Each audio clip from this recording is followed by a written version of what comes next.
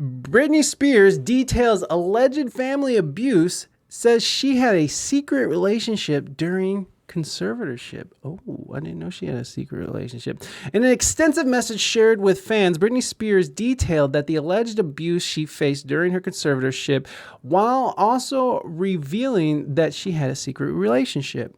In the since deleted clip per Billboard, Spears expressed her belief that the whole situation involving Jamie Spears' conservatorship over her was a setup. She described how her much publicized involuntary hospitalization in 2008 came as a shock to her, and she had no drugs or alcohol in her system at the time. She was held down on a gurney as over 200 paparazzi watched on. Wow.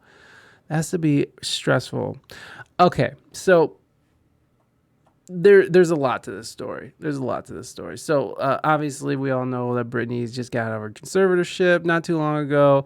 She just got married to a beautiful young man, and she's not really talking to her family right now. And what was the latest thing? Oh, she recently deleted her Instagram in lieu of her release with Elton John, which is a remake of...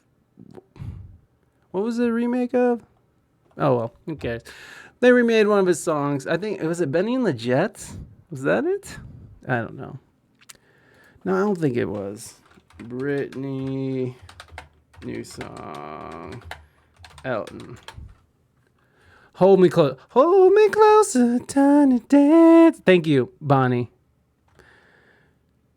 Yeah, it was Tiny Dancer. So here's the thing. I'm going to speed it up. Oh, it's already sped up. I was listening to it on 1.75, but I'll put it on 1.25 for our overseas friends, so it's not too crazy. You really know what that feels like. All right, so we'll start from here. On in my head that I haven't really shared with anyone really, and I've had tons of opportunities, Oprah interviews, to go on a platform and share hardships or just really anything that's going on in my mind, and I really don't think any of that is relevant to getting paid to tell your story. I feel like it's kind of silly. So I'm here honestly just to open myself to others and try to shed a light on if anyone out there has ever gone through hardships or whatever it is. Bon, I'm with you though. I'm like, I watch this shit on 2 times speed because I ain't got time for this shit, bro. I read my books now, or audiobooks now are in like 1.5. I don't fuck around. Like, I'm reading like a 20-hour novel right now, or listening to a 20-hour novel right now. I'm about to listen to that bitch in like 8 hours, son. That's how I do. Yeah, Raina doesn't like it either. She's just like, what the fuck? How can you even enjoy this? It's like, bitch, I got shit to do. I ain't got time to be sitting here listening to it at normal ass speeds. Exactly. And people talk so fucking slow. Yes, they talk like, there's this video of this guy who's like, he even starts the video like, if I sound a little funny, it's because I have a neurological problem. I'm like, bitch, this is how you're going to talk the whole fucking time? Putting it on 2.5. Guess what? He was talking just normal, just like this. He was talking about Jimi Hendrix and about how he was murdered by his manager and his ex-girlfriend, which is just a conspiracy. I don't know what really happened. Well, bitch, I don't speed it up. That's how I am. Well, bitch, I don't. You like it slow. You like it, Moving Dutchman likes it slow. Bonnie likes it fast. So speed it up. Let's go. Move it on up. All right. I don't know if we'll listen to all 22 minutes, but we'll get as far as we can. And it is on 1.25. So I have to make it a little quicker than just regular. It's just to put a light on it, and so that person doesn't feel alone, because I really know what that feels like. Hey. I haven't honestly shared this openly too as well, because I've always been scared of the judgment and definitely the embarrassment of the whole thing, period, and the skepticism and the cynical people of what and their opinions of what people would actually think. I do think I'm in a place now where I'm a little bit more confident that I can be willing to share openly my thoughts and what I've been through, because I haven't really had that outlet to share completely openly for so long. Just That's completely acceptable, Brittany. Thank you so much for sharing your thoughts, because the fact is that she's been clamped down for many, many years. And if you, I follow her on TikTok, so all of her stuff she was doing on Instagram, she is now doing on TikTok. And I like the silence part too. Less is more. Moving Dutchman! God damn. He's out here. of scared of Moving Dutchman's out here swinging dick, son. judgments, thoughts of other people and what they think or what they may say. And I think it's crucial for my heart and my head to be able to speak openly about it as if anyone else would. Well, the actual conservatorship actually started, I think, 15 to 16 years ago. I was 25 when it started. I was extremely young. I remember a lot of my friends texting me and calling me, and we were extremely close, and they wanted to see me, but by what had happened, honestly, still to this day, don't know what really I did. But the punishment of my father, I wasn't able to, see anyone or like anything. And you have to imagine none of it made sense to me. I literally spoke in a British accent to a doctor to prescribe my medication, and 3 days later, there was a swap team in my home, 3 helicopters, and I remember my mom's best friend and my 2 girlfriends. We had a sleepover the night before. They held me down on a gurner, and again, none of it made sense. Literally, the extent of my madness was playing chess with, when it was playing chase with paparazzi, which is still to this day one of the most fun things I ever did about being famous. So I don't know what was so harmful about that. But I remember my mom was sitting on the couch, and Yeah, right. she said, "We've heard people are coming here today to talk to you. We should probably go, to a hotel or something." And I never really understood what she meant. I didn't believe her. Like, as a lawyer coming here? Who is coming here?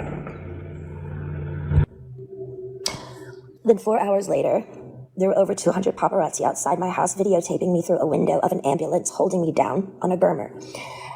I know now it was all premeditated. And a woman introduced the idea to my dad, and my mom actually helped him follow through and made it all happen. It was all basically set up. There was no drugs in my system, no alcohol, nothing. It was pure abuse. And I haven't even really shared even half of it. Wow, that's wild, man. I couldn't imagine being young, like, cause when that all happened, she was, what she said, she was 25. I mean, even 25, god damn. And when we publicly saw her melt down, it was just such a, it was such a spectacle, and everyone made such, we were horrible to her. Me including. South Park. South Park was the best.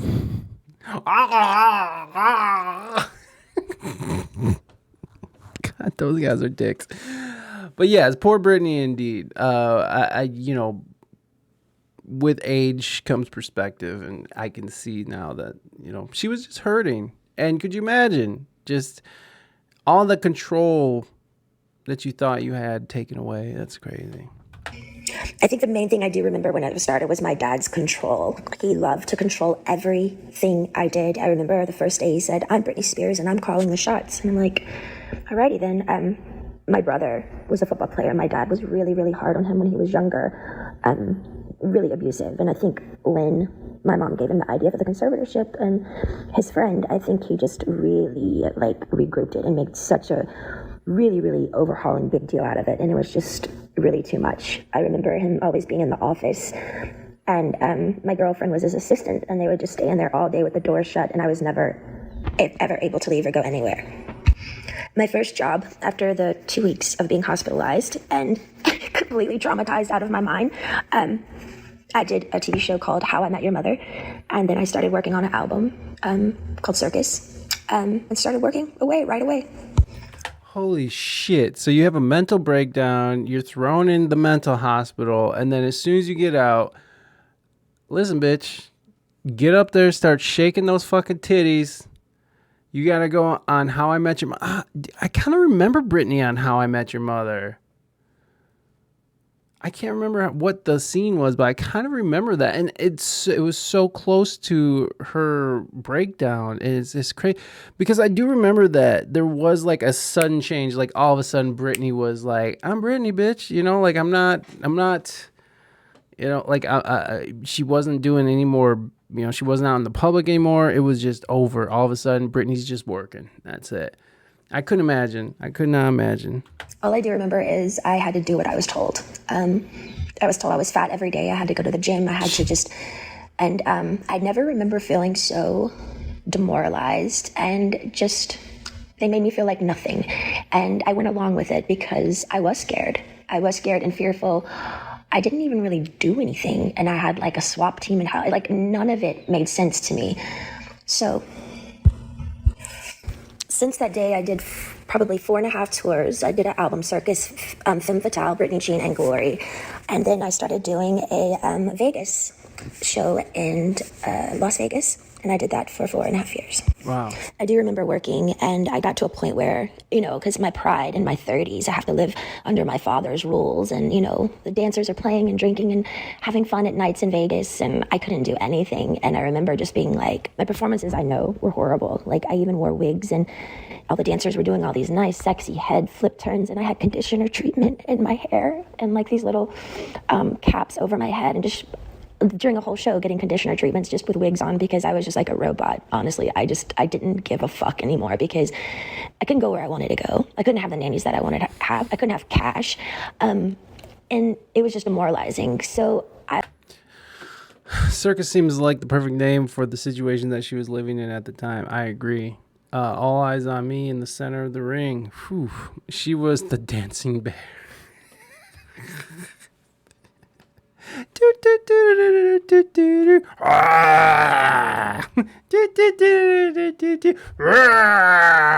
Riding the bicycle with a stupid hat on.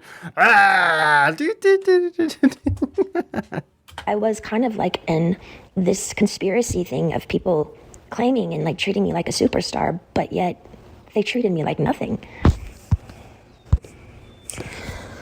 Well, for some reason, I started to get a spark back. I remember recording Glory, and for some reason, I think producing and making music, and I went to this little Spanish house, and I got the fire back in my eyes for some reason, and it was at the end of recording Glory, and my son named it, and things started kind of taking a turn because I started getting more confidence just for myself, and I think with confidence, people kind of like, oh, wait, what's going on now? Like, she's speaking up a little bit more, but it might not be particularly a good thing if I'd been quiet for 15 years. I think with confidence comes enlightenment, which makes you think better. And that's the last thing they wanted me to do, was to actually be better, because then who would be in control then? But it was really tricky because I had to just play this role that everything was okay all the time. And What did she say confidence does? Confidence gives you what? be better. I think with confidence comes enlightenment, which makes you think better. I don't know. I don't know if that's a true statement. Maybe for her that was, but there's some dumb, confident people out there who are just constantly finding themselves in shitty situations all the time. Man, there's this lady at my work who has that sort of blind confidence. She's like, man, they're trash, blah blah. I love them and leave them. Like, she has this whole like thing. And then she wakes up this morning, just this morning, she tells me, she's like, yeah, I saw on my boyfriend or my fiance's phone that he received a snap from his ex-girlfriend. So she opens up his phone because dude don't have a lock on his phone. His phone's just wide open. And she goes through his shit, and sure enough, he finds that he's been fucking her. He's been telling her, I should have been with you this whole time. I miss you. I love you. All this thing. So she finds that this morning. And meanwhile, she's paying for an Airbnb that her and her children and her fiance are living in. Okay. She's paying for an Airbnb because she doesn't have a home. Her credit sucks. She's basically homeless with like 3 kids and she was telling me earlier in her life, like, when I first sort of met her, which is such a weird. She was telling everybody this. If I found out that my partner was cheating on me, the morning I had to go to work, I wouldn't go to work. Like, I'm not going to work. Fuck you. I'm not going to work. We're having a chat. Yeah. I don't know. I wouldn't tell anybody. I would be embarrassed. I'd be embarrassed that I was with somebody who would step out on me. So, um, I wouldn't say shit. But yeah, she has this sort of blind confidence, but her life is terrible all the time, and it's so weird. So I don't think that confidence gives you enlightenment. It can be enlightening to find confidence though. So I don't know. Maybe I'm breaking that down too much. Let's get back to it, shall we? I'm just rambling. And that's the last thing they wanted me to do, was to actually be better, because then who would be in control then? But it was really tricky because I had to just play this role that everything was okay all the time. And I had to go along with it because I knew they could hurt me. So I'm sitting here, like, my friends all drinking alcohol and having fun in these parties, and had no cash. I literally felt like a nun. My girlfriends from home came to visit me in a spa, and I couldn't even walk into the spa. And they had their feet doing pedicures in the water, and the 3 ices of bottles of champagnes before my show just sitting there. And I wasn't even acknowledged by them, my own hometown friends, and they would come to Vegas. And it was just, it was demoralizing, I will say. You also have to understand, it's like, 15 years of touring and doing shows, and I'm 30 years old under my dad's rules. And all of this is going on, and my mom's witnessing this, and my brother is witnessing it, and my friends are witnessing it, and they all go along with it. And I'm like, how am I the one working here and doing all this, but I don't get the side things that, the good stuff, I want to be able to play. I want to be able to have fun. Like, none of it made sense to me. God damn, your family and your hometown friends are just sitting there enjoying your money that you work for and not even acknowledging her, not even fucking, going along with this weird shit. It's just basically indentured fucking servant on like infinite level, right? Because it's not just this. I mean, she's serving you fucking money by the fucking truckloads. Like Britney made a lot of money, still does, right? So there's a lot of money to be made there. There's a lot of money to be had. I can't believe it. I mean, that would just suck. She's hats off to this woman for enduring all that abuse. Well, the last show in Vegas ended 2017. I went on tour, which a tour I was forced to do, but I was supposed to do a new show. So the new show came along. I rehearsed, I think, maybe 4 days ago. I don't really remember, but I went to one of the rehearsals and I said no to a dance move. I was like, no, can we do that? I don't want to do this. And then I just remember everything got really weird and quiet, and all the directors and producers went in the back room and just spoke. And that was it. And I was like, well, I don't know what's going on. So we all just kind of like, what happened? And then the next day, I was told that had to be sent away to a facility, and that I was supposed to say on my Instagram the reason why is because my dad is sick and I need treatment, which was, I didn't want to ever go there. I remember my dad calling me on the phone, and I was crying. And I was like, why are you guys doing this? Like, what? And I just remember him saying, you have to listen to the doctors. The doctors are going to tell you what to do. I can't help you now. And I remember his last words were, now, you don't have to go, but if you don't go, we're going to go to court, and there'll be a big trial, and you're going to lose. I have way more people on my side than you. You don't even have a lawyer, so don't even think about it. So I did it. I went to the place. God damn, money will have your father talking to you like you are a fucking piece of shit. God damn. I was scared out of my mind. And none of it, again, made any sense of what they were doing to me. And again, I haven't wanted to share this because it's unbelievably offensive, sad, abusive. And honestly, would anybody believe me? I remember the main thing of when I was in that place, that my heart felt like it was frozen, like it was stuck inside. I wanted to scream and I wanted to get out. And I think by a needle and thread, it was the breathing peacefully inward that I missed the most. I felt like I was in a state of shock, almost like when an old person feels helpless and they're literally going through some sort of shock treatment and they can't relax their body because they don't have the answers of why they can't have their own keys to their car and put it in the ignition and walk outside, and their own security guards at every door saying they can't go, sitting down, drawing 6 balls of blood every week, weak as hell. And then calling, and my family is in Destin at my beach house. God damn, that is fucking rude. Wow. Wow. That is such lockdown shit. I mean, they were just drawing blood. Can't have their own keys to their car and put it in the ignition and walk outside. And Couldn't have the keys to her own car. Security guards telling you no, and you're paying for all this. It does remind me of a nursing home. I mean, there's people. Most of you know that I work at a high-end nursing facility where we take care of elderly folks, and the people that I serve with cook because I'm the cook for them is they're trapped. They're locked. It's locked in. Everyone else gets to come and go. Obviously, these people need like assisted living and memory care. These people have dementia or something, and the people assisted living needs help getting around and stuff. But these people are locked in, and it's their money, and it's a lot of money a month, and it's their money, and they are locked the fuck in with a bunch of people who don't want to be there, are telling them what to do, when to shit, when to eat, when to do shit. Could you imagine working your whole life just to and then you just for your retirement to be fucking just being told what to do, when to shit, when to eat, when to watch TV, and she was just a young lady, fucking rich as fuck. their own security guards at every door saying they can't go. Sitting down, drawing 6 galls of blood every week. Weak as hell. And then calling, and my family is in Destin at my beach house. It didn't make sense.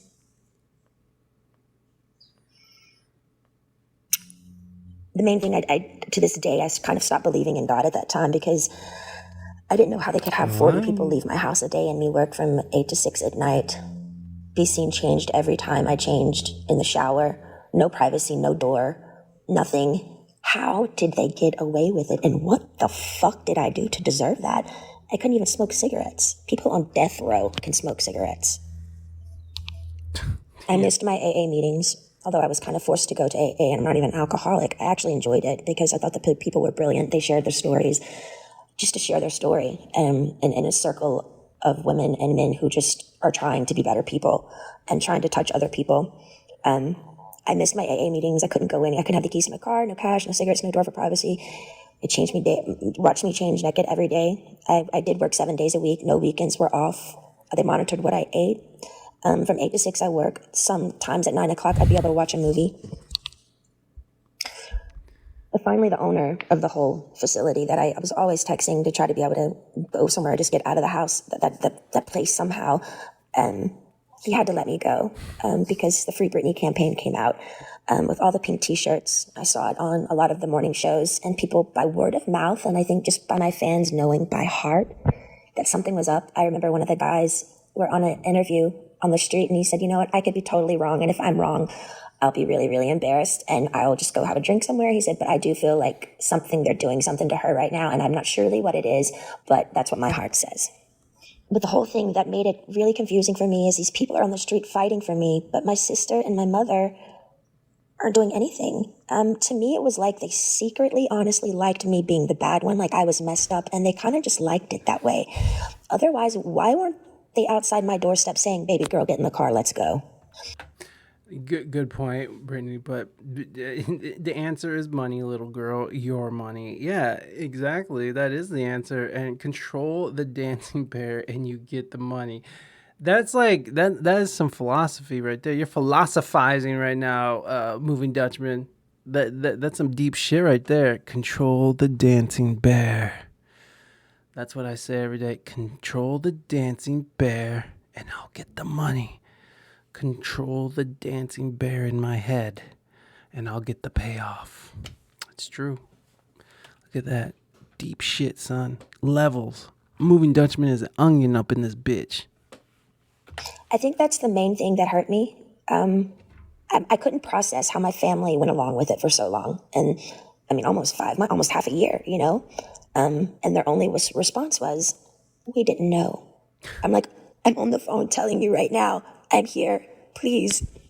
Eventually, by the grace of God and praying on my knees, I left the place.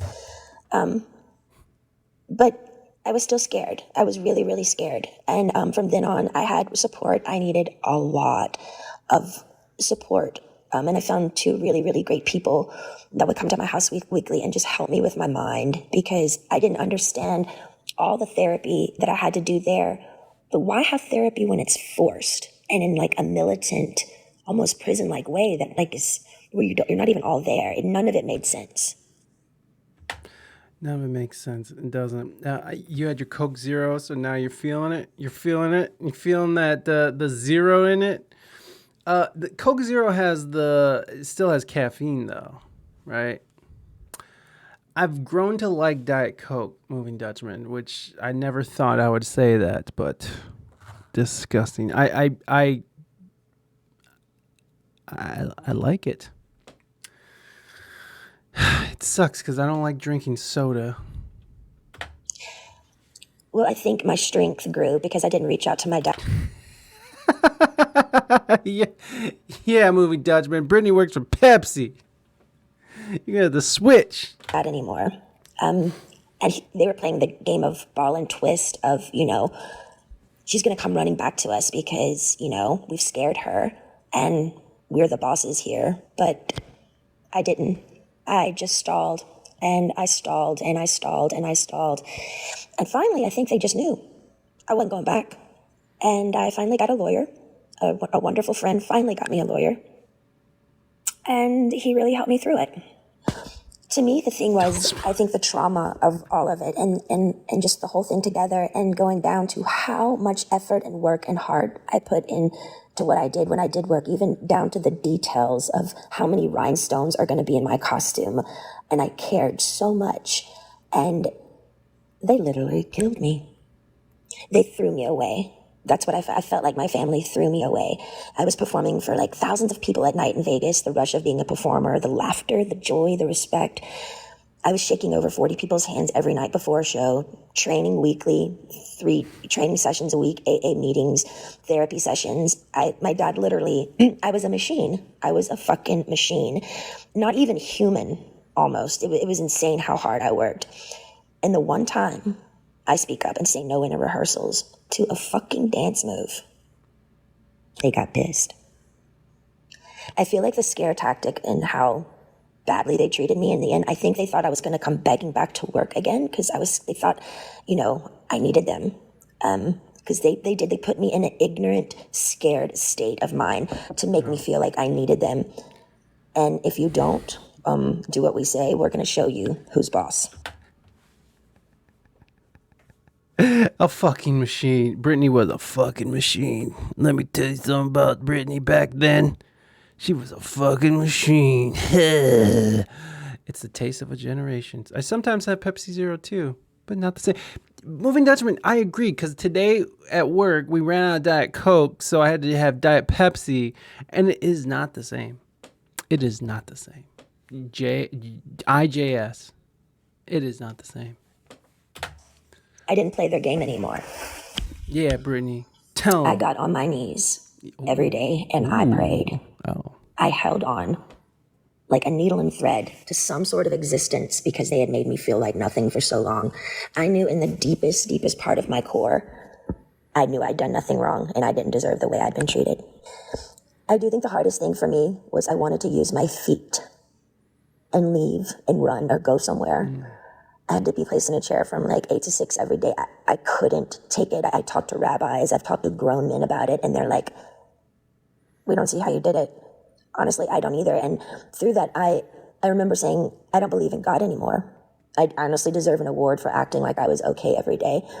I thought they were trying to fucking kill me. I remember one time I was backstage and I needed my inhaler.